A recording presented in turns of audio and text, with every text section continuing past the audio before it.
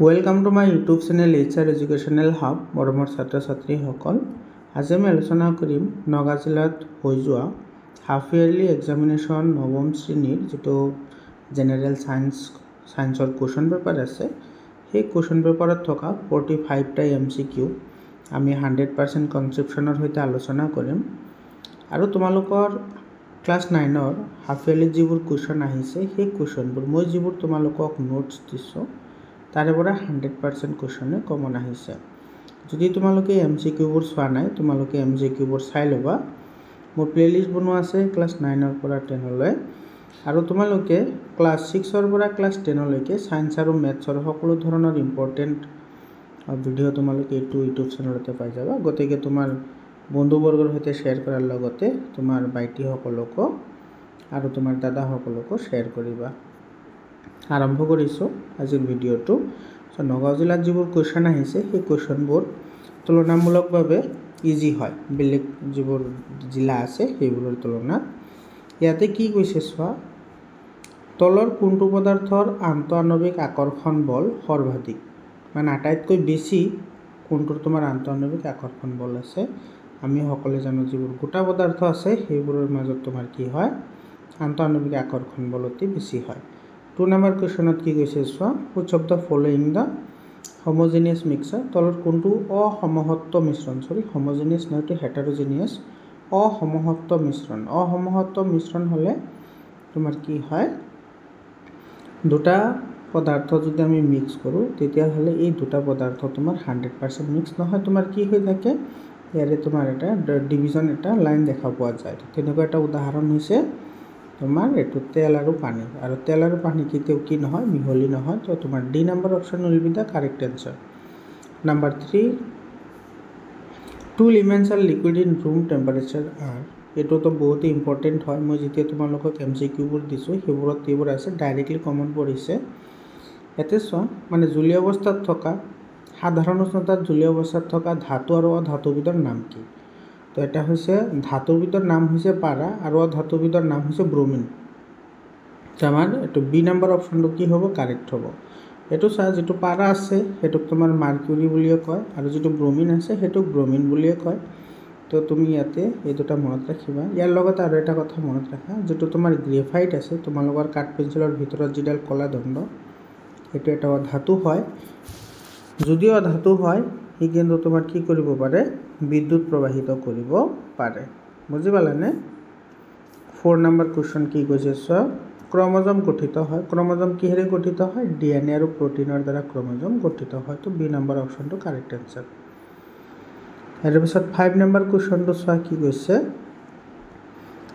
এতে এটা বিন্দু ওৰ পৰা এলৈ সৰল ৰেখাত গতি কৰিছে আৰু সময় লৈছে 2 ঘণ্টা এতে তোমাৰ O বিন্দুৰ পৰা A বিন্দুলৈ গৈছে আৰু এইখিনি যাওতে তোমাৰ সময় লৈছে 2 আৱাৰ্স ঠিক আছে পৰা বিলৈ সময় লৈছে তোমাৰ 2 ঘণ্টা 2 আৱাৰ্স তেতিয়া হলে আমাৰ आंसर দিব লাগে কি তোমাৰ B বিন্দুটোত হৰণ কিমান এতে চোৱা তোমাৰ ওৰ পৰা A ত আহিছে টোটাল 60 কিলোমিটাৰ এটো 60 কিলোমিটাৰ আহিছে আকৌ উভতাই তোমাৰ আহিছে B কত আহিছে B ত আহিছে নেকে তো তোমাৰ 0 ৰ পৰা B লৈ যেটো ডিসটেন্স এটো হৈছে তোমাৰ কিমান 25 কিলোমিটাৰ তো হৰণ কিমান হ'ব 25 কিলোমিটাৰে হ'ব কাৰণ তোমাৰ হৰণ কাক কয় প্ৰাৰম্ভিক বিন্দু আৰু অন্তিম বিন্দুৰ মাজৰ যেটো দূৰত্ব হেটো হৰণ বুলি কয় তাৰ মানে এটোৰ শুদ্ধ উত্তৰ আহিব তোমাৰ সি নম্বৰ অপচনটো কাৰেক্ট आंसर হয়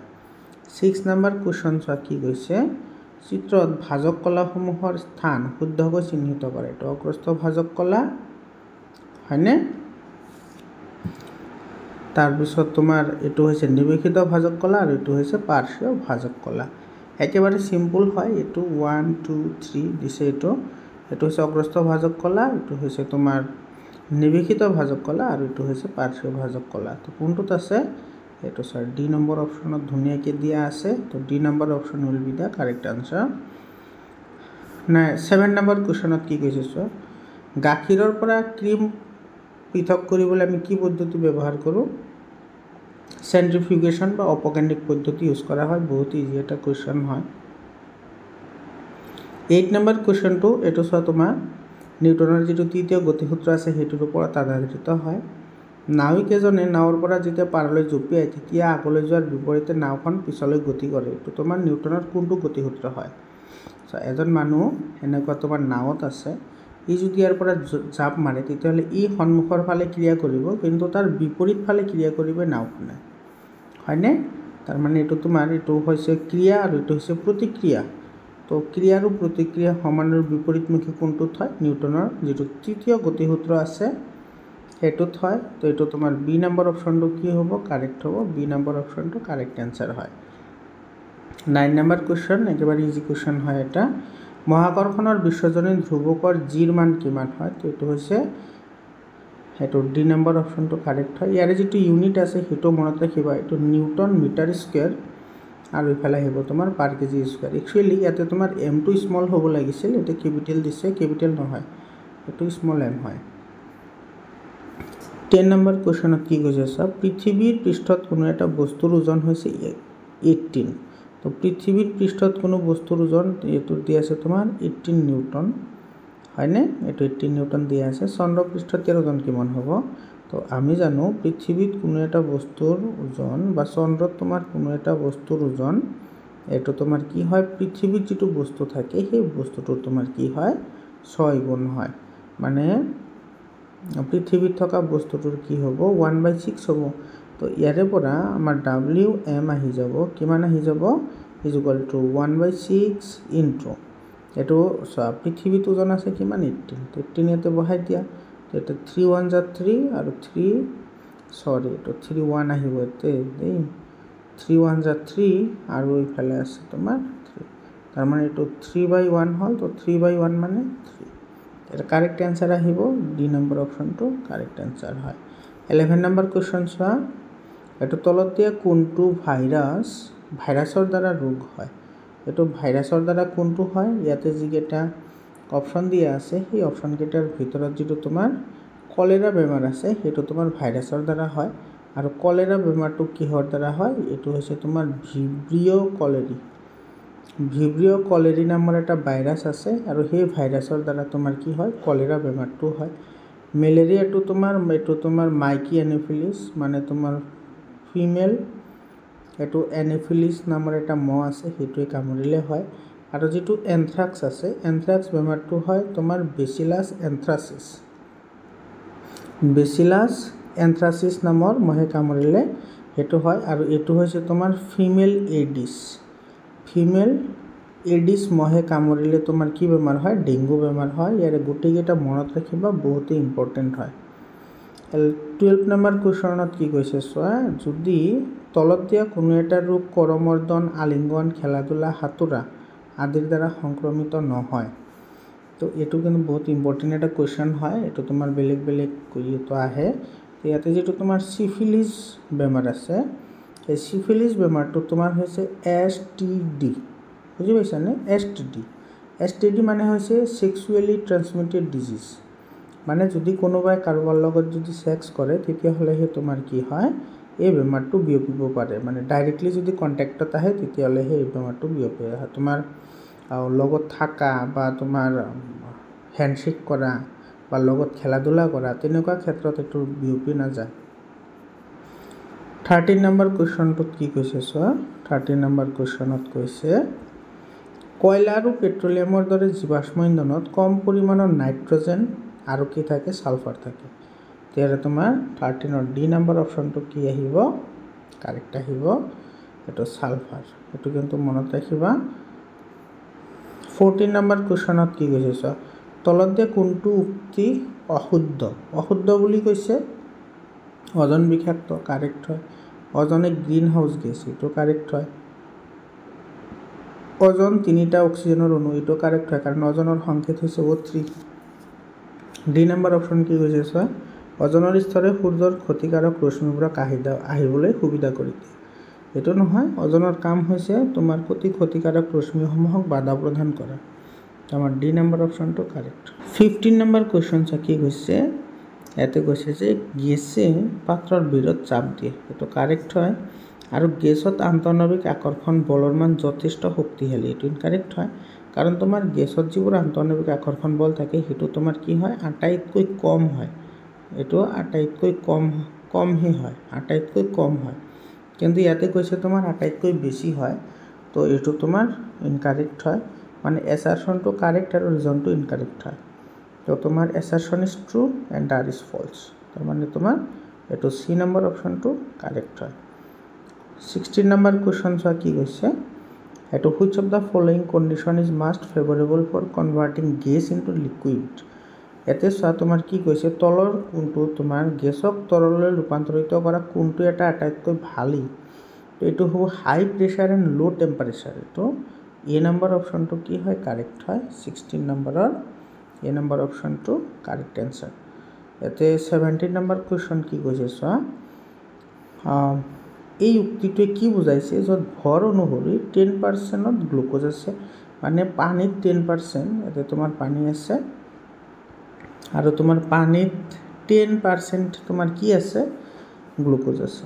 তো 10% গ্লুক'জ যদি থাকে তাৰ মানে আমি কি বুজোঁ, আৰু এইটো কৈছে তোমাৰ মাছ বাই মাছ যিটো আছে সেইটো ভলিউম, মানে ভৰ বাই ভৰ অনুসৰি, তেতিয়াহ'লে তোমাৰ কি হ'ব, এইটোৰ মানে হৈছে তোমাৰ 10 গ্ৰাম যিটো গ্লুক'জ আছে, 10 গ্ৰাম গ্লুক'জ সেইটো তোমাৰ কি হৈ আছে 100 গ্ৰাম পানীত ডিজলভ হৈ আছে, তাৰ মানে তো সেইটো বুজাল। এইটো মই ইয়াতে লিখি দিছোঁ চোৱা, ইয়াৰ মানে হৈছে তোমাৰ 10 গ্ৰাম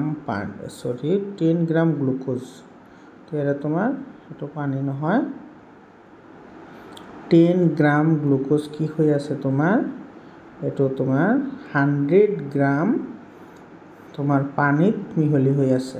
কিন্তু এটা কথা লক্ষ্য কৰা, ইয়াতে সেই অপশ্যনটো নাই, কিন্তু ইয়াৰে অপশ্যনটো আছে, সেইটো আছে তোমাৰ 20 gram of glucose is dissolve in 200 gram of water, তাৰ মানে তোমাৰ এই অপশ্যনটো তোমাৰ কি হয় কাৰেক্ট হয়। তো চি নম্বৰ অপশ্যনটো কাৰেক্ট অপশ্যন হ'ব। ইয়াতে চোৱা, ইয়াতে 10 হ'ব লাগিছিল, ইয়াতে 20 দিছে, তো ৰেচিঅ'টো ছেম থাকিব, ইয়াতে 100 হ'ব লাগিছিল, তো ইয়াতে তোমাৰ 200 দিছে, তো ৰেচিঅ' ছেম আহিব 2ৰে ডিভাইড কৰিলে, বুজি পালানে। 18 নম্বৰ কুৱেশ্যন চোৱা, তলত দিয়া বেগ সময় লেগটোৰ পৰা কি ক'ব পাৰি। এইটো চোৱা, যিটো লেগ আছে লেগডাল তোমাৰ সময় অক্ষৰ সমান্তৰাল হৈছে, সময় অক্ষৰ সমান্তৰাল হ'লে বস্তু এটা তোমাৰ কি থাকে ৰৈ থাকে, মানে স্থিতিশীল অৱস্থাত থাকে, তো এইটো তোমাৰ বি নম্বৰ অপশ্যনটো কাৰেক্ট হয়।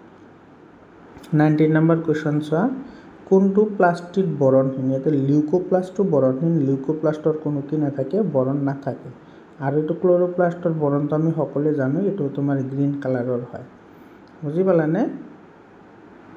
20 নম্বৰ কুৱেশ্যন কি কৈছে চোৱা, তলত উল্লেখ কৰা কোনটো কাৰ্য উদ্ভিদ ভেকিউল, মানে যিটো আমাৰ ৰসধানী বুলি কয় অসমীয়াত, ৰসধানী বা ঋত্বিকাৰ প্ৰধান কাৰ্য হৈছে তোমাৰ খাদ্যবস্তু, বিপাকীয় খাদ্যবস্তুবোৰ জমা কৰা, এইটো তোমাৰ এ নম্বৰ অপশ্যনটো তোমাৰ কি হয় কাৰেক্ট হয়, মনত ৰাখিবা। আৰু তোমাৰ প্ৰাণী কোষৰ যিটো থাকে ৰসদানি থাকে, আৰু যিটো তোমাৰ উদ্ভিদ কোষৰ ৰসদানি থাকে, মনত ৰাখিবা উদ্ভিদ কোষৰ ৰসদানিটো বহুত ডাঙৰ হয় আৰু প্ৰাণী কোষৰ ৰসদানিটো সৰু হয় তুলনামূলকভাৱে, তেতিয়া তোমাৰ এই নম্বৰ অপশ্যনটো কাৰেক্ট হয়। 21 নম্বৰ কুৱেশ্যন চোৱা, এইটো কোষাবৰণৰ বাবে প্ৰয়োজনীয় প্ৰ'টিন আৰু লিপিড ক'ত সংশ্লেষিত হয়, অন্তঃপ্ৰদেশীয় জালিকাত সংশ্লেষিত হয়, তো এইটো তোমাৰ বি নম্বৰ কুৱেশ্যনটো কাৰেক্ট হয়। 22 নম্বৰ কুৱেশ্যন চোৱা, এতিয়া কি কৈছে, বাঁহৰ কাণ্ডভাগ দ্ৰুত বৃদ্ধিৰ কাৰণ কি, এইটো হৈছে তোমাৰ নিৱেশিত ভাজক কলা। 22 নম্বৰ কুৱেশ্যন, নিৱেশিত ভাজক কলাৰ কাৰণে তোমাৰ কাণ্ডবোৰ দ্ৰুত বেগত কি হয় বৃদ্ধি হয়। ইয়াতে কিন্তু তুমি ভুল নকৰিবা দেই, তুমি কিছুমানে তোমাৰ অগ্ৰস্থ ভাজক কলা বুলি কয়, তো অগ্ৰস্থ ভাজক কলা নহয়, এইটো হৈছে নিৱেশিত ভাজক কলা বা ইণ্টাৰকেলাৰী মেৰিষ্টেম হয়। 23 নম্বৰ অফ কুৱেশ্যন কি কৈছে চোৱা, মুক্ত পতন হোৱাৰ ক্ষেত্ৰত, মুক্ত পতন মানে তোমাৰ এইটো মানে ওপৰৰ পৰা কোনো এটা বস্তু পেলাই দিলে যে এনেকৈ তলফালে নামি আহে, তো তেনেকুৱা ক্ষেত্ৰত কি হয় তোমাৰ সেই বস্তুটোৰ যিটো এক্সিলাৰেশ্যন থাকে বা ত্বৰণ থাকে, সেই ত্বৰণটো স্থিৰ হৈ থাকে, মানে তোমাৰ চি নম্বৰ অপশ্যনটো কি হ'ব কাৰেক্ট হ'ব।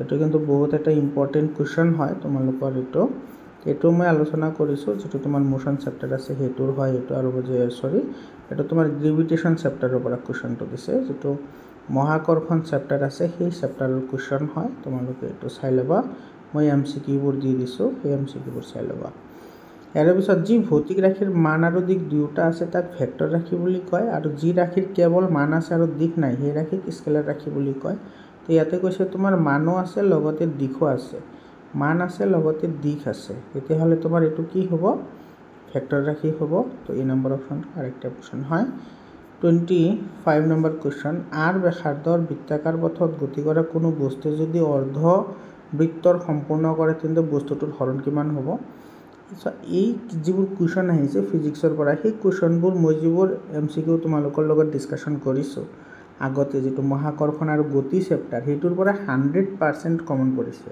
তোমালোকৰ যদি বিলিভ নহয় তোমালোকে গৈ চেক আউট কৰা প্লেলিষ্ট বনোৱা আছে তো ইয়াতে তোমাৰ এনেকৈ এখন কি আছে বৃত্ত আছে আৰু এটোৰ ব্যাসাৰ্ধ হৈছে r তো এইখিনি হ'ব r মানে এৰ ডায়ামিটাৰ হ'ব তোমাৰ 2r মানে ডায়ামিটাৰ এইখিনি আমি ওবলি ধৰিলো তো এনেকৈ গতি কৰি আছে আৰু হি কি কৰিছে আধাখিনি আহিছে আধাখিনি আহিল কেখিনি আহিল আধাখিনি আহিলে কিমান দূৰত অতিক্ৰম কৰিলে এটো ধৰা a এটো হৈছে b তো ab হ'ব তাৰ কি দৈৰ্ঘ্য তো ab টো তোমাৰ কিমান পালাম 2r তাৰ মানে এৰে তোমাৰ c নম্বৰ অপচনটো কারেক্ট आंसर হয় বুজি পালানে ইয়াতে কিন্তু 2πr নহয় দেই তো c নম্বৰ অপচনটো কাৰেক্ট হ'ব যদি এনেকৈ বৃত্তাকাৰ পথ এটা যদি সম্পূৰ্ণখিনি যায় তেতিয়াহ'লে 2πr তোমাৰ কি হয় आंसर হয় কিন্তু ইয়াতে কৈছে অৰ্ধবৃত্ত সম্পন্ন কৰে তাৰ মানে এটোৰ যিমানখিনি ডায়ামিটাৰ থাকিব ব্যাস থাকিব সিমান এটা অতিক্ৰম কৰা দৈৰ্ঘ্য হ'ব অৰ্থাৎ হৰণ হ'ব এটো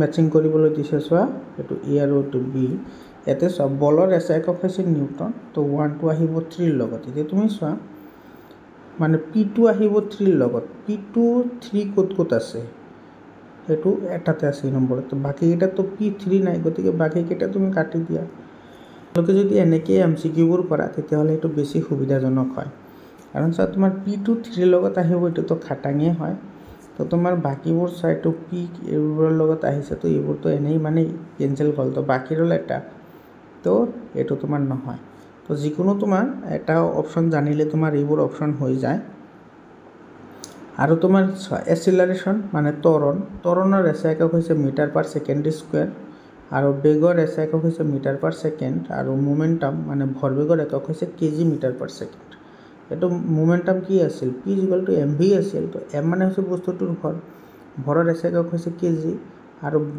হৈছে তোমাৰ b মানে বেগ হয় বেগৰ এসআই একক হৈছে মিটাৰ পাৰ সেকেন্ড তাৰ মানে ভৰবেগৰ একক হ'ল তোমাৰ কেজি মিটাৰ পাৰ সেকেন্ড তেৰে এ নম্বৰ অপচনটো কাৰেক্ট অপচন হয় 27 নম্বৰ কোৱেশ্চন কি কৈছে চোৱা এজন যাত্ৰী চলন্ত ৰেলগাড়ীত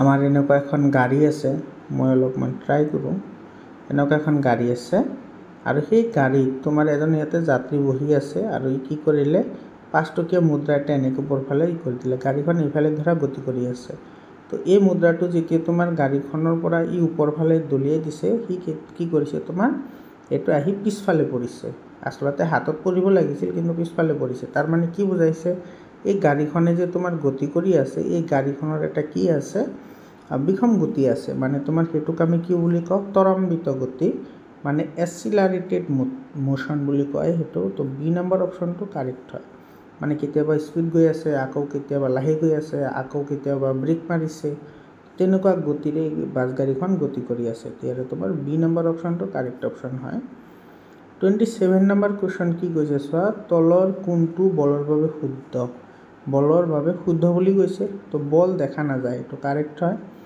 বলে কোনো বস্তুক লৰচৰ কৰাব পাৰে দিস ওয়ান অলসো কাৰেক্ট বলে কোনো বস্তুৰ আকাৰ হলাব পাৰে that also correct that means we have got all the correct answer that means D will be the correct answer to correct answer hobo all of the above 29 number question at ki koise so the what holds the earth's atmosphere যেটো তোমার পৃথিবীর বায়ুমণ্ডল কিহৰ দ্বাৰা মানে ধৰি আছে এটো হৈছে তোমাৰ গ্ৰেভিটি এটো কিন্তু গ্ৰেভিটি হয় যেটো তোমাৰ মহাকৰ্ষণৰ বিশ্বজনীন সূত্ৰৰ যেটো গুৰুত্ব আছিল তাতে তোমাৰ এই লাইনটো লিখা আছে তো এটো তোমাৰ গ্ৰেভিটেশন হ'ব এই নম্বৰ অপচনটো কাৰেক্ট आंसर হয় 30 নম্বৰ কোৱেশ্চন চাও মহাকৰ্ষণৰ সূত্ৰৰ তলৰ কোন বস্তুৰ মাজৰ মহাকৰ্ষণিক বলৰ মান সূচা। এতিয়া চোৱা যেটো আমাৰ মহাকৰ্ষণৰ যেটো সূত্ৰ আছিল সেই সূত্ৰটো তোমাৰ দুটা ভিন্ন ভৰ হ'ব লাগিব। ধৰা m1 আৰু m2 ভৰ আছে, তেতিয়াহ'লে তাৰ মাজৰ যেটো আকৰ্ষণ বল সেইটো কি হয় তোমাৰ g m1 m2 ডিভাইডেড বাই কি হ'ব d স্কয়াৰ হ'ব। সো d হৈছে বস্তু দুটাৰ মাজৰ কি দূৰত্ব। বুজি পালানে? তো ইয়াৰ পৰাই আমি গম পাওঁ যে যেটো আকৰ্ষণ বল মানে মহাকৰ্ষণ আকৰ্ষণ বল এটা তোমাৰ যিকোনো দুটা ভিন্ন বস্তুৰ ভৰৰ ওপৰত নিৰ্ভৰ কৰে, হয়নে নাই? তো ইয়াতে তোমাৰ কোনটো অপশন কাৰেক্ট হ'ব? 30 নম্বৰ অপশনটোৰ কাৰেক্ট অপশন হ'ব এ নাম্বাৰটো। এইটো দুটা ভৰ থকা যিকোনো দুটা ভিন্ন বস্তু, একে নহয় কিন্তু দেই, বেলেগ বেলেগ বস্তু হ'ব লাগিব। 31 নম্বৰ কোৱেশ্চন চোৱা। চন্দ্ৰপৃষ্ঠত থকা বস্তু এটাৰ ওজন হ'ল, ইয়াতে চন্দ্ৰপৃষ্ঠত থকা বস্তু এটাৰ ওজন তোমাৰ পৃথিৱীৰ কি হয় 1/6 গুণ হয়। তো ইয়াতে কোনটো আছে? পৃথিৱীৰ ওজনৰ 1/6, এইটো সি নম্বৰ অপশনটো কি হয় কাৰেক্ট হয়। তাৰপিছত 32 নম্বৰ কুৱেশ্যন চা। পৃথিৱী পৃষ্ঠত মাধ্যাকৰ্ষণিক ফলত হোৱা ত্বৰণৰ মান, মানে যেটো আমাৰ স্মল জি আছে সেইটোৰ মান সুধিছে। তো এইটোৰ মান হৈছে 9.8 মিটাৰ পাৰ ছেকেণ্ড স্কুৱেৰ। তো এইটো আমাৰ নম্বৰ অপশনটো কাৰেক্ট এনসাৰ হয়। 33 নম্বৰ কুৱেশ্যনত কি কৈছে চোৱা। তলৰ কোনো ব্যক্তিৰ স্বাস্থ্যৰ ওপৰত দীৰ্ঘম্যাদী প্ৰভাৱ পেলায়। দীৰ্ঘম্যাদী প্ৰভাৱ কেতিয়া পেলাব? যেতিয়া তোমাৰ চেভিং টবাকো ধপাত যেতিয়া চুবাব তেতিয়া সেইটো দীৰ্ঘম্যাদী প্ৰব্লেমছ হয়, যেনেকুৱা তোমাৰ কেঞ্চাৰ পৰ্যন্ত এইটো হ'ব পাৰে। তাৰপিছত তোমাৰ টিউবাৰকুলোচিছ বেমাৰটো হ'ব পাৰে, এইডছ বেমাৰটো হয়। এইবোৰ বেমাৰ তোমাৰ টবাকো খালে হয় তোমাৰ। আৰু তোমাৰ যেটো এইডছ বেমাৰ আছে সেইটো তোমাৰ HIV ভাইৰাছৰ দ্বাৰা হয়, এইটো মনত ৰাখিবা। আৰু এইটো তোমাৰ এটা STD হয়, মানে সেক্সুৱেলি ট্ৰান্সমিটেড ডিজিজ হয়। 34 নম্বৰ কুৱেশ্যন চোৱা কি কৈছে। বাহকক আমি এনেদৰে সঞ্চাৰিত কৰিব পাৰোঁ। যেটো বাহক আছে ফেক্টৰছ, মানে ইয়াতে বেমাৰৰ কথা কৈছে। ধৰি লোৱা এজন ইয়াতে ভাল মানুহ আছে আৰু ইয়াতে এজন বেয়া মানুহ আছে। তো এইজন হৈছে বেমাৰী মানুহ, বেয়া মানুহ মানে বেমাৰী মানুহ, আৰু এইজন হৈছে ভাল মানুহ মানে সুস্বাস্থ্যৰ গৰাকী। এতিয়া তোমাৰ এই বেমাৰী মানুহৰ সংস্পৰ্শত যদি এজন মানুহ আহে তেতিয়াহ'লে বেমাৰটো তোমাৰ বিয়পিব। বা কেতিয়াবা তোমাৰ এনেকুৱা হয় যে এই বেমাৰী যেতিয়া তোমাৰ ডাইৰেক্টলি কণ্টেক্ট কৰিব তেতিয়াহে তোমাৰ বেমাৰটো হ'ব। কিন্তু কিছুমান বেমাৰ আছে যেনেকুৱা তোমাৰ বায়ু আছে, তাৰপিছত তোমাৰ পানী আছে, তাৰপিছত ব্যৱহাৰ কৰা কাপোৰ আছে, বা ইজনে যেতিয়া তোমাৰ হাঁচি মাৰিব, হাঁচি মাৰিলে তোমাৰ এইটো বায়ুৰ লগত এইটো মিহলি হৈ কি কৰে বেলেগ মানুহৰ গাত আহি যায়, হয়নে? তো এই ক্ষেত্ৰত আমাৰ কি হয়, এই বেমাৰবোৰৰ যিটো বাহকে তাৰমানে যি বস্তুৱে তোমাৰ বেমাৰী মানুহৰ পৰা আন এজন মানুহৰ লগত লৈ আহিল সেইবোৰক তোমাৰ বাহক বুলি কয়, ভেক্টৰছ বুলি কয়। বুজি পাইছানে? তো ইয়াৰে তোমাৰ এ নম্বৰ অপশনটো তোমাৰ কাৰেক্ট হ'ব। ইয়াতে কৈছে চোৱা, ৰোগীয়া ব্যক্তিৰ পৰা আন এজন সুস্থ ব্যক্তিলৈ সংক্ৰমণকাৰী দ্ৰব্য কঢ়িয়াই অনা জীৱ জন্তু। তো তোমাৰ এইটো এ নম্বৰ অপশন কাৰেক্ট হয়। 35 নম্বৰ কুৱেশ্যনটো কৈছে চোৱা, হেপাটাইটিছ ৰোগৰ কাৰক ভাইৰাছ তলত দিয়া কোনটোৰ দ্বাৰা সংক্ৰমিত নহয়? ইয়াতে কিন্তু সংক্ৰমিত হ'ব পাৰে বুলি কৈছে। যিটো হেপাটাইটিছ বেমাৰ আছে, হেপাটাইটিছ, এইটো হেপাটাইটিছ যিটো বেমাৰ আছে কেতিয়াবা হেপাটাইটিছ বি বুলিও আহিব পাৰে। এইটো মানে কেনেকৈ আমাৰ কি হ'ব পাৰে সঞ্চাৰিত হ'ব পাৰে। তো এইটো সঞ্চাৰিত হয় তোমাৰ ব্যক্তিগত যোগাযোগৰ সহায়ত কি হয় এইটো সঞ্চাৰিত হয়। 36 নম্বৰ কুৱেশ্যন, ব্যক্তিগত স্বাস্থ্যৰ বাবে তলৰ কোনটো গুৰুত্বপূৰ্ণ নহয়? পৰিষ্কাৰ ঠাইত বাস কৰা গুৰুত্বপূৰ্ণ হয়। অৰ্থনৈতিক অৱস্থা ভাল, এইটো গুৰুত্বপূৰ্ণ হয়। কাৰণ অৰ্থনৈতিক অৱস্থা যদি ভাল নহয় তেতিয়াহ'লে তুমি গুড ফুড এফৰ্ড কৰিব নোৱাৰা, মানে ভাল খাদ্য তুমি খাব নোৱাৰা। তেতিয়াহ'লে তোমাৰ মাল নিউট্ৰিশ্যন হ'ব, আৰু তোমাৰ মাল নিউট্ৰিশ্যন হ'লে বিভিন্ন ধৰণৰ বেমাৰ হয়। সামাজিক সমতা আৰু সম্প্ৰীতি এইটোও দৰকাৰ হয়, কাৰণ ইয়ে তোমাক কি কৰে মেণ্টেল ষ্টেবল কৰে, হয়, মানে মানসিক চাপটো কমাই ৰাখে। কিন্তু তোমাৰ এনেকুৱাতো নহয় যে তুমি সুস্বাস্থ্যৰ গৰাকী হ'বলৈ হ'লে তোমাৰ ডাঙৰ ডাঙৰ অট্টালিকা লাগিব। সেইটো তোমাৰ তাৰমানে এইটো ডি নম্বৰ অপশনটো তোমাৰ কি হয় কাৰেক্ট হয়। এইটো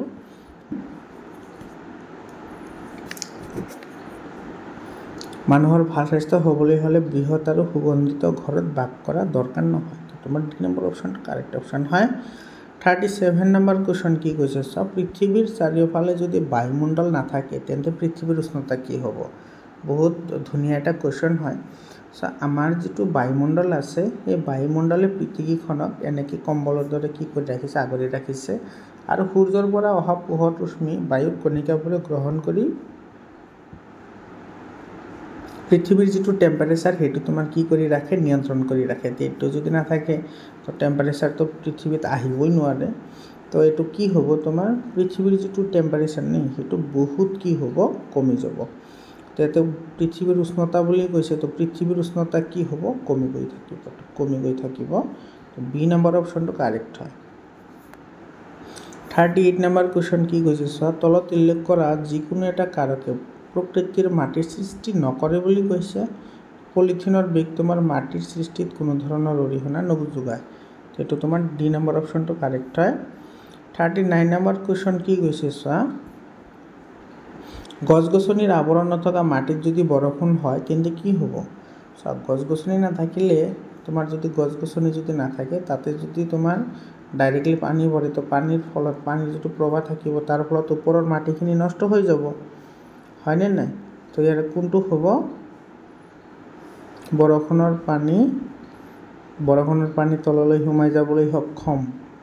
বৰষুণৰ পানীৰ বাবে পৃষ্ঠৰ মাটিৰ ক্ষতি হয়। সেইটো বি নম্বৰ অপশ্যনটো কাৰেক্ট হ'ব। তো পৃষ্ঠৰ ওপৰত যিটো মাটি থাকিব সেইটোত ক্ষতি হয়, মানে তোমাৰ ওপৰৰ সাৰুৱা অংশখিনি নোহোৱা হৈ যাব পাৰে, হয়নে নাই?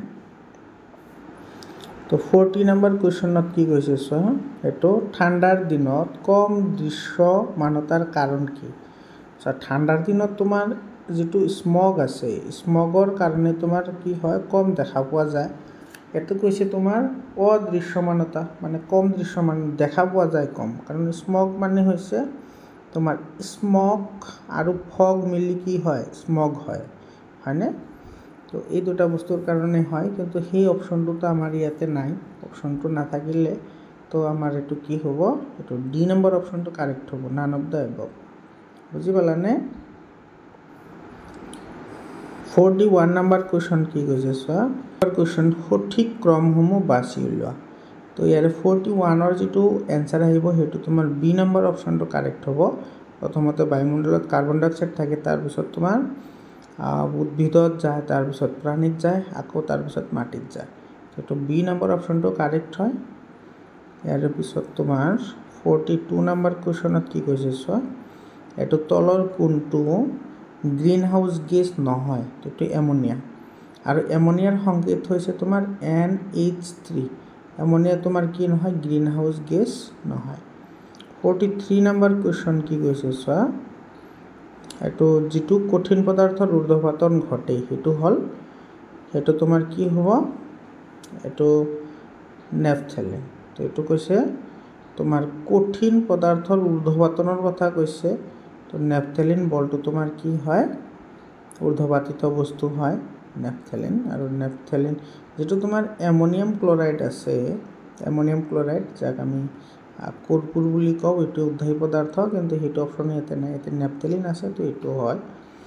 ইয়াৰ পিছত 44 নম্বৰ কুৱেশ্যন, মৰমৰ ছাত্ৰ ছাত্ৰীসকল, 44 নম্বৰ কুৱেশ্যনটো আমি আলোচনা কৰাৰ আগতে তোমালোকে মোৰ হোৱাটছএপ নম্বৰ লৈ লোৱা 700284673673। এইটো নম্বৰত তোমালোকে হোৱাটছএপ কৰিবা, তোমালোকে PDF ফাইলবোৰ পাই যাবা, আৰু তোমালোকৰ জিলাত যদি হাফ ইয়াৰলি এক্সাম হৈ গৈছে মোক এইবোৰ পঠাই দিবা, ঠিক আছে? তো 44 নম্বৰ কুৱেশ্যনটোত কি কৈছে চোৱা, আৰু ইয়াতে যিবোৰ তোমাৰ কুৱেশ্যন আহিছে, মই যিবোৰ MCQ দিছোঁ তোমালোকক তাৰে পৰা 100% কমন পৰিছে, তোমালোকে চেক আউট কৰিব পাৰা গৈ। 44 নম্বৰ কুৱেশ্যন চোৱা, চল এণ্ড জেল, মানে তোমাৰ চল আছে লগতে জেল আছে, এই দুটা লগ লাগি তোমাৰ কি গঠন কৰে?